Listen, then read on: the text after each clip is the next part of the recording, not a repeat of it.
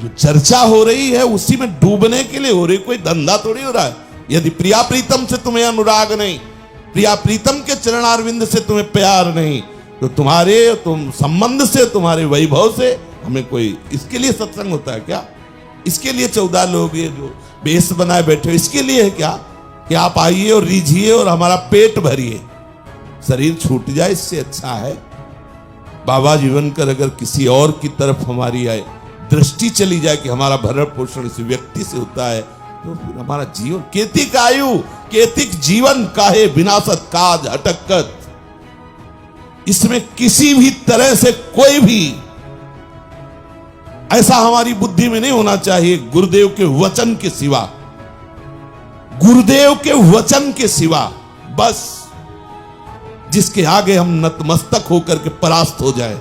नहीं, सारे संबंध गुरुदेव के वचन की पुष्टता के लिए है। दिए हुए उपदेश और मंत्र के चिंतन में बाधा पहुंचा दे, ऐसा हम कोई संबंध है नहीं मानते, ऐसा हम कोई अधिकार ही नहीं मानते, ऐसा अपने जीवन का अधिकार हम किसी को नहीं देते।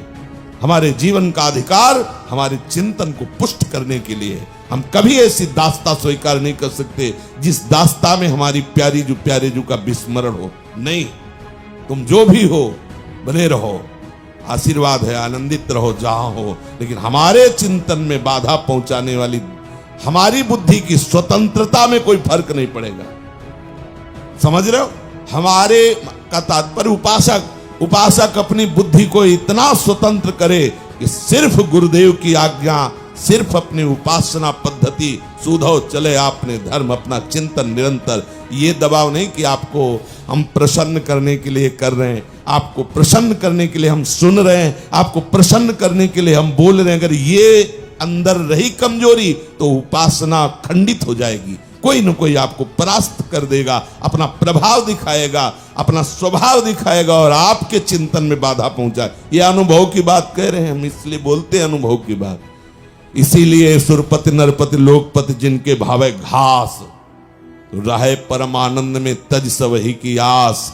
न किसी से व्यवहार है, न किसी से व्यवहार रखना है, न किसी से व्यवहार था। जिनके व्यवहार के लिए बाबा जी बने उन्हीं से व्यवहार रखना है।